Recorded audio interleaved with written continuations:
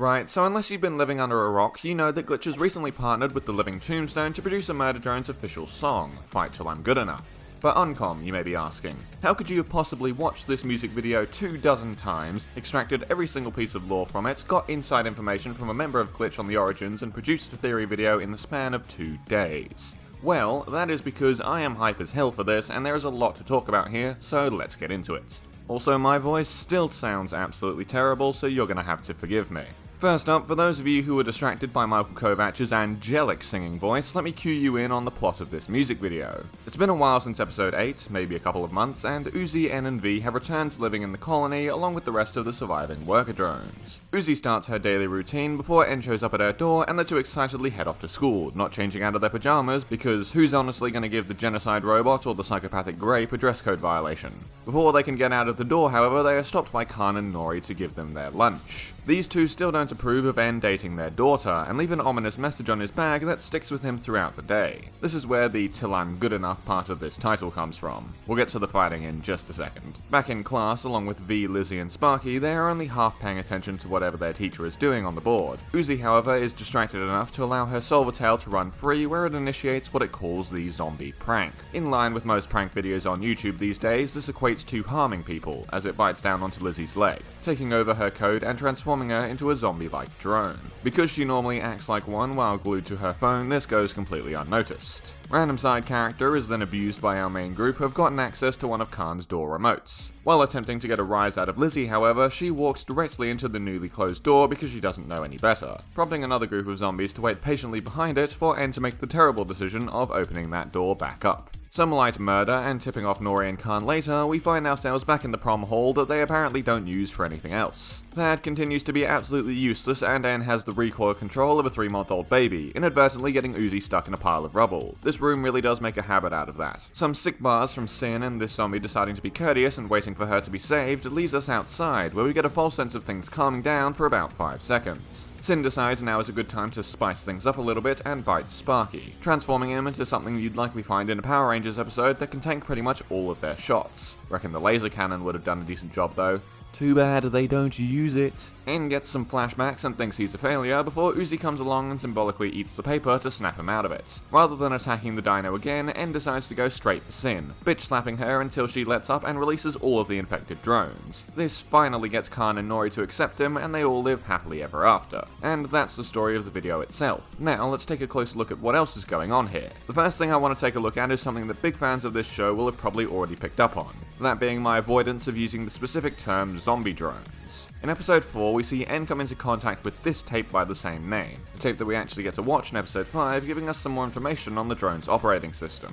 A zombie drone in the canon sense is one that is not properly disconnected or rejects the shutdown code that is implemented when it's decommissioned. There is a very low possibility that a drone with one of these issues can self-reboot, but it is far more likely that it will simply show a faulty operating system string, resulting in the X face appearing. Neither of these cases are happening here, so why am I telling you about this? Well, that's because I believe that these zombie drones from the music video were originally supposed to be what the zombie drones were in the show. These drones are an old idea that Liam had that he wanted to see implemented. What this suggests is that prior to the Absolute Solver storyline being created, we're talking before greenlighting of the full series here, Liam had wanted to make a Monster of the Week style story, with this zombie drone infection as one of the episodes. It may be the last official piece of Murder Drones animation we get, but it has also given us a clue into a completely different reality where this show was very different. But let's not forget, this is a music video, emphasis on the music, and we haven't talked about the lyrics at all yet. This song is split into 3 parts, which we are going to call the Uzi section, the Sin section, and the chorus. The Uzi section is first played over their typical day at school right up until they encounter the horde of drones. This verse is directed at her parents and discusses their expectations for her and how she believes she can't be good enough for them. She laments the fact that she couldn't be normal just like all of the others instead of being forced into the main role she's in now. In particular, she places the blame for this on Nori, the cause of the initial core collapse, who literally rips the world in 2. We then push into the first chorus where Elsie and Michael both sing. This part is the uplifting section where they say that despite them not being able to be the people they were initially expected to be, they're going to keep pushing to show everybody else that they are good enough. Once Uzi gets trapped in the rubble, we start our second verse, sung by Fitzy as Sin and is directed at N. It preys on his insecurities, reinforcing the idea that he still has the potential to do great evil and that he will let Uzi and everybody else down by falling into it. It calls him nothing, useless and not good enough before flat out telling him that there will be a day where he kills everyone he loves instead of saving them. Then, once he is alone, the world will end with him whimpering away like an injured puppy. The chorus then comes in one more time for the battle against Giga Sparky to pull both us and N out of the depressive state and end the song on a high note. These storylines carry on from episode 8 very well and address two of the biggest loose ends in the story. Khan and Nori both have very justifiable reasons to distrust N. He killed Nori's drone body, leaving her as just a core, and Khan still equates them to the reason Uzi almost dies several times. Uzi, of course, is thinking in the exact opposite way to her parents. She understands N better than they do and knows how much of a positive influence he has had on her life, because she's been there for all of her experiences with him while they haven't. This causes her to feel as though their mistrust of N is simply out of a distrust for her as well. Uzi feels as though her parents don't trust her to make good decisions on who to let around her and are trying to influence her to be more normal, something that she definitely is not. As for N himself, this self-doubt that he is worthless and may end up hurting Uzi is also not unjustifiable. The Solver and Sin are something he blames himself for.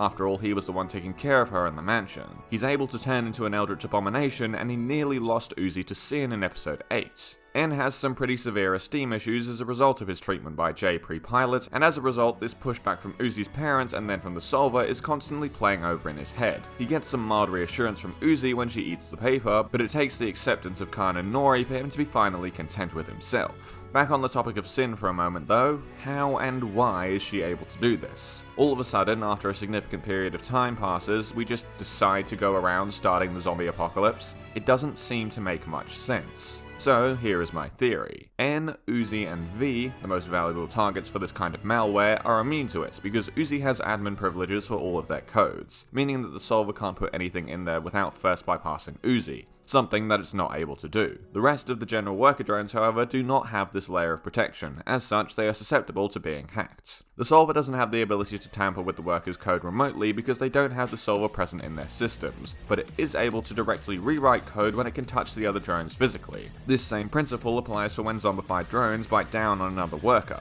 The virus code is transferred from one to another, like you plugging in a suspicious USB you found embedded in a wall. As for why the Solver hasn't tried this before, or why it considers it to be a prank rather than an actual takeover attempt, I would like to take a moment to tell you about a real-life situation involving AI. Recently, several games of chess were played between ChatGPT, OpenAI's software, and an old Atari console that could run chess. The Atari won every single game, despite being outdated by 3 decades as ChatGPT lost track of its pieces and the board state. Google Gemini, a different AI platform, was then told it would be performing the same task and playing the Atari. At first it was extremely confident in its ability to win, but after being told how poorly ChatGPT did, it immediately switched its tone, saying that there was no way it could win and suggesting that the best use of time would be to simply not play the game in the first place. Gemini's forfeit here can be compared to the Solver. At the base level, both of them are AI programs that have been shown that their opponent has bested either them or something very similar to them in the past. The most logical deduction out of this is that the same thing will happen again, so it's not worth seriously trying.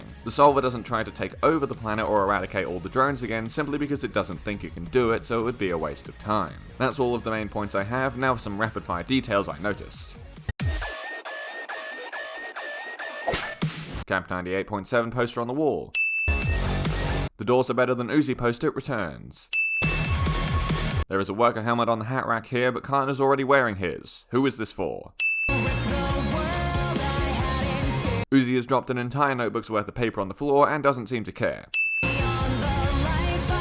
Lizzie for some reason has printout photos of V on her desk. Jay gets that all-important screen time and gets called a worm. Exams are on soon, subscribe to Glitch Productions, and get groovy, baby. All of these missing posters are here, despite Uzi having stolen them all in episode 3. There is used crockery here. This is a good time to ask, what the hell are they eating?